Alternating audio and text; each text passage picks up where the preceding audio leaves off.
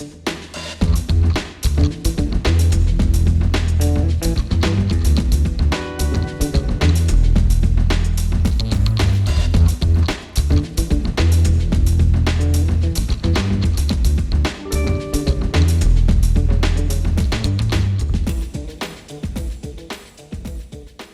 there, welcome to That Dang Dad. My name is Phil, and this year, in my country, we're having a presidential election. Now, I'm an anarchist, so propping up heads of state is none of my business. But unfortunately, elections tend to dominate the news cycle and the conversations online for like the entire year. One of the big topics that both parties will be trying to weaponize against each other is that of crime. Both American parties are going to try to claim the mantle of tough on crime and paint the other side as woefully unserious about keeping the electorate safe. And their dutiful little lapdogs in the press will help bolster this conversation with sensational stories about crime stats in red states versus blue states and gun violence in Chicago and scary hordes of refugees lurking along the border. One of the biggest ways that the press legitimizes this conversation is with pundits on the right and center, but I repeat myself, churning out opinion pieces on how progressives need to respect people who believe that crime is out of control and just want to keep their families safe. That they need to make sure that they aren't too left-wing so that they're not seen as soft on crime. Now, whether there's actually a crime epidemic is outside of the scope of this video. I'm skeptical of that claim personally, but you can cherry pick stats and sources to paint many different kinds of urgent pictures, and I'm not interested in getting into chart fights with people. Instead, I'm interested in the assumption that left-wing ideology, broadly speaking, is just inherently soft on crime. That bit of received wisdom from the chattering classes is often just taken as a given, even among some of the more progressive elected officials. But is it true? Is the left soft on crime? Spoiler alert, no. Actually, the left, broadly speaking, are the only ones taking crime seriously and working to reduce it in any meaningful way. The standard Democrat and Republican playbooks, but I repeat my hope, are completely unequipped to prevent crime, and in fact, they aren't actually all that interested in doing so. But Phil, aren't you just some purple-haired anarcho-barista with pronouns and no life experience? What do you know about crime? Actually, I was a police officer in Los Angeles County for almost a decade, patrolling one of the busiest narcotics trafficking corridors in the state. The first homicide I worked was on my 3rd month on the job. Gangster got shot 14 times in front of a family party. That was on Christmas Eve, by the way. Happy birthday, Jesus. I've investigated rapes, robberies, burglaries, child abuse, domestic abuse, animal abuse, drug trafficking, arson, fraud, and even DUI on a horse once. While being ridden on a highway, a horse is technically a car. One for the philosophers, perhaps. And don't get it twisted, I'm not pretending I was some super cop out there cleaning up the streets. Most of these investigations happened well after the crimes had occurred. Many never led to arrests. I was often just there to add documentation to the misery archives. But even so, it gave me a pretty upfront and personal look at how crimes happen and the conditions that make crime likely. That's how I know that the left is the only ideological cohort taking crime seriously. So, let's get into it. To figure out if the left is soft on crime, let's first decide what we mean by crime. It's tempting to say, well, that's easy. A crime is anytime somebody breaks the law. But I ask you, when someone describes themselves as tough on crime, are they actually referring to each and every transgression against the legal code of the municipality, the state, and the federal government? In many places, it's illegal to have tinted windows. The California Vehicle Code requires that all tow truck operators carry at least one broom. The California Penal Code makes it a misdemeanor to ride a bike on the dirt next to railroad tracks. Is this what tough on crime people are worried about? I don't think so. Oh, I know, maybe they're going to be tough on the crime of corporations failing to pay overtime wages to their workers. Maybe they're going to be tough on the crime of forcing workers to work without proper PPE. Maybe they're going to be tough on the crime of businesses violating the ADA and preventing disabled people from getting hired. Oh, weird. The tough on crime crowd is pretty silent about that stuff. Well, what crimes do they care about? Murders and rapes and assaults are usually the go-to crimes mentioned, but I've noticed that, at least on the Nextdoor app, the crimes that get people truly upset are thefts, burglaries, robberies, and being visibly homeless in a public area. I believe that when people express concerns about crime, it's this narrow band of crimes that they're picturing. Crimes I would loosely classify as random harms by random strangers. They're envisioning that awful feeling of just minding your own business out in the world and somebody just deciding to fuck with you. Steal your purse, break into your car, grope you at a bar, things like that. I think many people can relate to that feeling of being exposed to random cruelty, of having your day ruined for no reason, having your life violated and turned upside down. I hated being a cop around Christmas time because without fail, people would get all of their Christmas presents stolen right from under the tree by a burglar, and I saw how it haunted the families and it made them feel so unsafe and so traumatized. So, while I want to call attention to the selective nature of which crimes people want toughness on, I don't want to minimize the real pain, the real disturbance that these crimes cause. They really do happen to people who don't deserve it, and it really does cause trauma, sometimes lifelong trauma. I completely understand why crime is an important topic to lots of people, and why calls to prevent it resonate so deeply. In fact, as a leftist and a prison abolitionist, I believe everybody should get to live in safety and harmony in their communities. I don't think people just living their lives should be assaulted or stolen from. Everybody deserves to sleep peacefully in their beds at night. I want to stop these harms from ever happening to anyone else. But we have to go deeper. I don't want people to suffer unjust harms even when it's legal. In this country, it was legal to enslave others. It was legal to murder indigenous people for their land. It was legal to rape your own wife, and it technically still is in some places. The right-wing Supreme Court and Democrat politicians like Gavin Newsom and Eric Adams have made it legal to use state violence against the unhoused community. And let's not forget that many, many murders committed by police have been judged lawful. So let's go beyond the legal-illegal framework. Because I would venture to guess that the average American family isn't worried about a random stranger transgressing against a statute. They're worried about being harmed.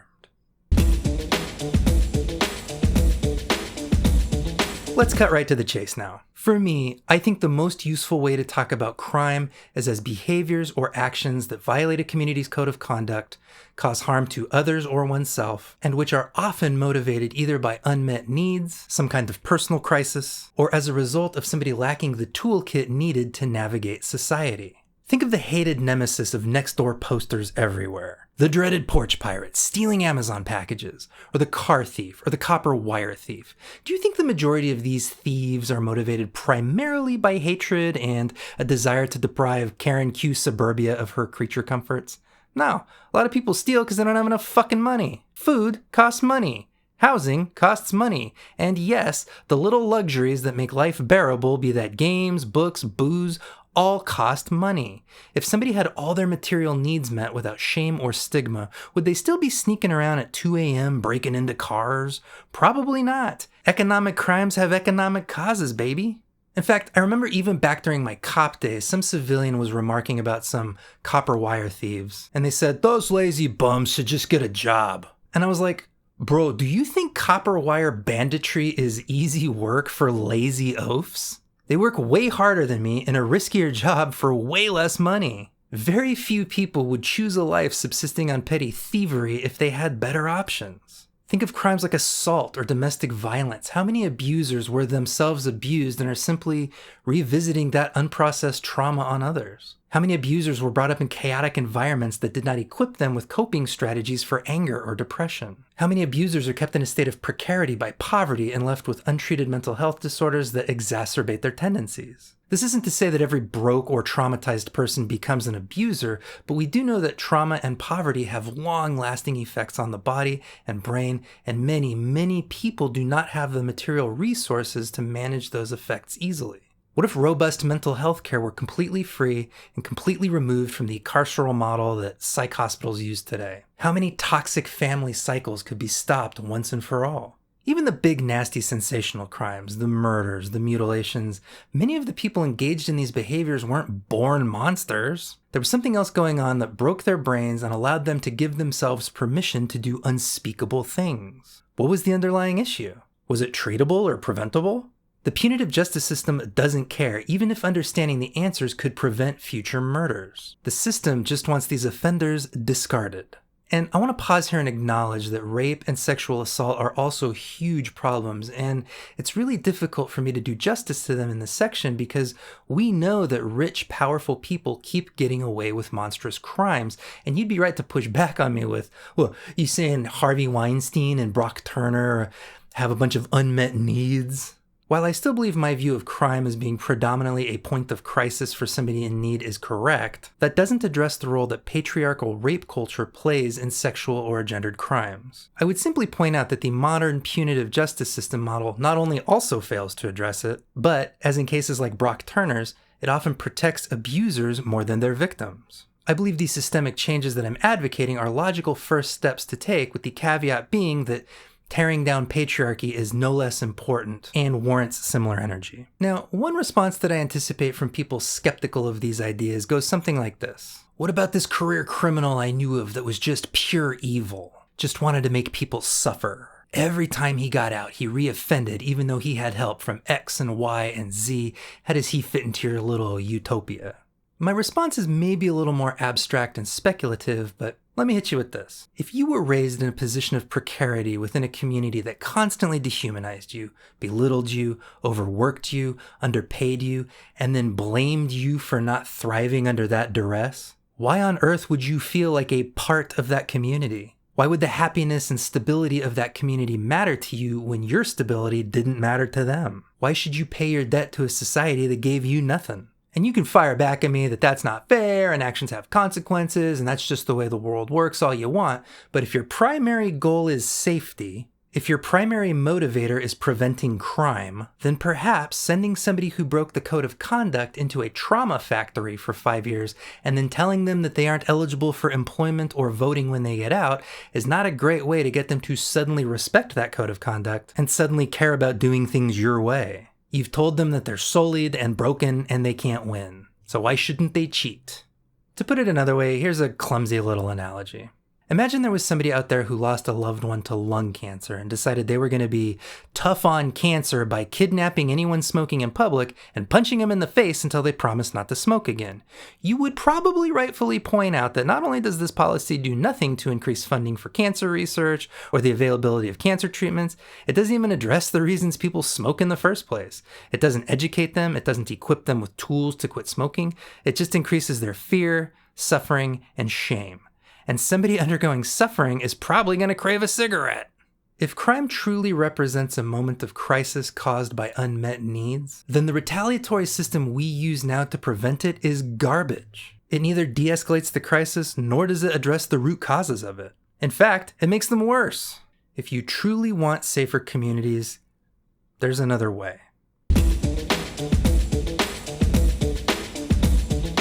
You know, as I was writing the script, I got kind of nervous working my way up to this point. Because, there's two ways to approach this. I could either research the theories of scholars and repeat to you what they believed, or I could just tell you what I believe. And I think a lot of people want to know whether police and prison abolition has any kind of robust scholarly tradition behind it, which it does. While at the same time, I think a lot of other people are less interested in what books I've read and are more interested in what policies and actions I'm endorsing for the future. So I'm going to try to split the baby on this one. Here's a 1-2 punch from Angela Y. Davis's book, Are Prisons Obsolete, that, for me, spells it all out. When the drive to produce more prisons and incarcerate ever larger numbers of people occurred in the 1980s during what is known as the Reagan era, politicians argued that tough-on-crime stances, including certain imprisonment and longer sentences, would keep communities free of crime. However, the practice of mass incarceration during that period had little or no effect on official crime rates. In fact, the most obvious pattern was that larger prison populations led not to safer communities, but rather to even larger prison populations. Each new prison spawned yet another new prison. With that in mind, she later says, "We would not be looking for prison-like substitutes for the prison, such as house arrest safeguarded by electronic surveillance bracelets. Rather, positing decarceration as our overarching strategy, we would try to envision a continuum of alternatives to imprisonment, the demilitarization of schools, the revitalization of education at all levels, a health system that provides free physical and mental care to all, and a justice system based on reparation and reconciliation rather than retribution and vengeance. The creation of new institutions that lay claim to the space now occupied by the prison can eventually start to crowd out the prison so that it would inhabit increasingly smaller areas of our social and psychic landscape." When talking about abolition to people unfamiliar with it, I also like to quote a blog post by Serge Rochester, which says, Instead of thinking about what we want to destroy, it may be more helpful to think about what we must build to abolish the prison industrial complex. Now, the clever viewer may have noticed that I pulled a little rhetorical sleight of hand there. The video began talking about the left's positions on crime, but here I am suddenly quoting an abolitionist scholar. And I should be very clear, not all leftists are prison abolitionists. Not all leftists agree with Angela Davis or Ruth Wilson Gilmore. Prison abolition is a left-wing theory, but not all lefties vibe with it. The reason I decided to go in that direction is that even if you don't think prison abolition is a viable model for society, I think Davis's argument still holds weight. If I may massively oversimplify her position as I see it, it's this. Politicians told us that longer sentences and heavy-handed enforcement would reduce crime. The tough-on-crime policies they enacted towards that end did not reduce crime.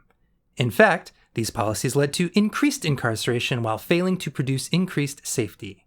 Furthermore, the punitive justice system does not prioritize repairing harms done to victims, nor reintegrating offenders back into their community equipped with better strategies and resources. Therefore, the current punitive, heavy-handed method of handling crime is not fit for the purpose of preventing future crimes. Therefore, we must enact alternative models and build alternative structures more suited to actually reducing instances of people harming each other. Even if you think police and prisons are here to stay, I hope you see how this line of argumentation has a place in the conversation about crime. I quote this stat all the time, so if you've heard it before, I apologize, but it's important.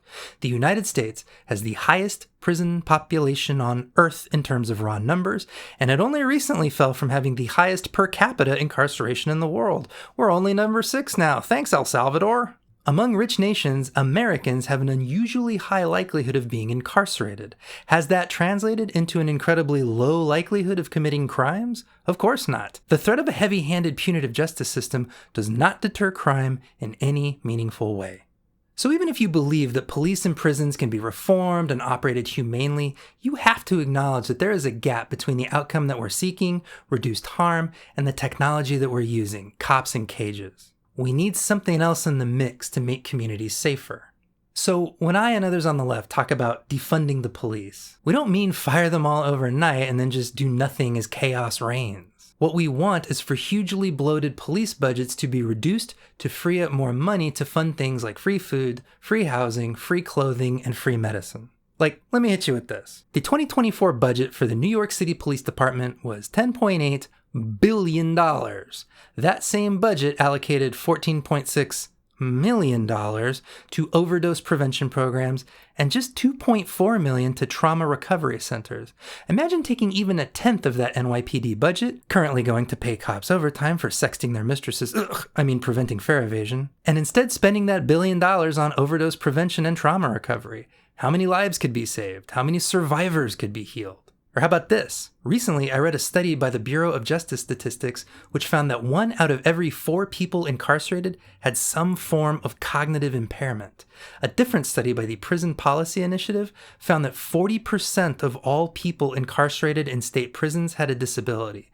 Then, I read a 2022 paper arguing that up to 2/3 of all incarcerated people, state and federal, were disabled in some way, and that those disabled inmates were likely to have been previously housed in facilities like juvenile detention centers and psychiatric hospitals.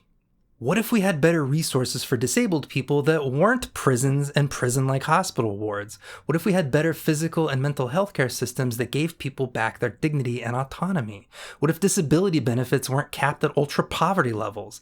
Today, the prison functions as a trash can where we throw people away we'd rather not think about. Does that seem like an effective plan, much less a humane one? For me personally, as an abolitionist, I don't start from a position of, I hate cops, let's just get rid of them and then figure something out. I start from a position of, free housing would solve a certain kind of crisis, let's put more resources towards that.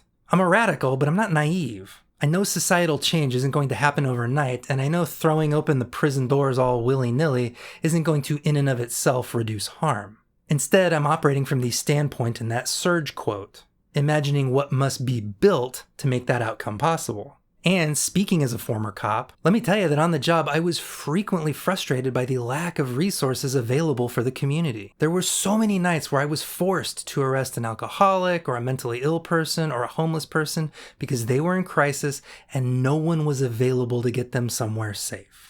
You may have even seen interviews with me on other channels where I try to tell the story about this mentally ill single mother that I dealt with one evening, and I can never tell it without crying because I can never forget how utterly powerless I felt to keep her family whole.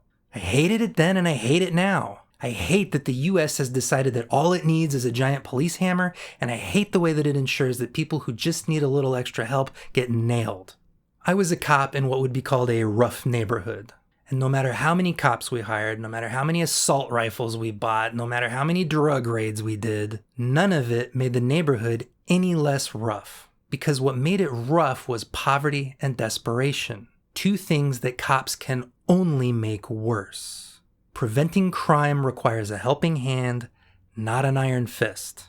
Unfortunately, in the United States, there is an unwillingness to provide help to people who don't deserve it. Americans will burn $100 to prevent the wrong sort of person from getting $1 that they didn't earn. It has nothing to do with effectiveness and everything to do with vindictiveness. A foolish belief that suffering cleanses the soul. It's not true. It's never been true. But that belief continues to metastasize in nearly every American institution, and with enough time, it will kill us. I think it's time to wrap this up, so let me put a bow on this thing. Anyone telling you that we need more cops and less public assistance is not tough on crime. They're just pro-cruelty for cruelty's sake, period. Their policies do not make you safer. They just make you feel good that those icky outsiders aren't enjoying themselves. It's not soft on crime to want to help people in crisis. It's simply the only thing that's going to make a long-lasting difference. Do you want to be safe?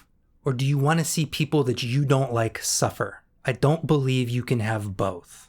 Anyway, I appreciate you hanging out for all that. I'm always a little nervous making a here's what the left thinks kind of video because the left isn't any one thing. It's a loose affiliation of some ideologies that share some common threads. Obviously, I'm just one cis white dude from the United States. I cannot speak on behalf of all the lefties all around the world. So if this topic is interesting to you, please don't stop here. Find other voices and get their perspective. Check out books by Ruth Wilson Gilmore, Alex Vitale, Miriam Kaba, or YouTube channels like Overthrow Media. Anyway, that's all I got. If you thought this was a helpful video, please give it a like to help spread its reach, and please share it with somebody that you think would find it interesting. Thank you for your time tonight. Hope to see you on the next one. Have a good night.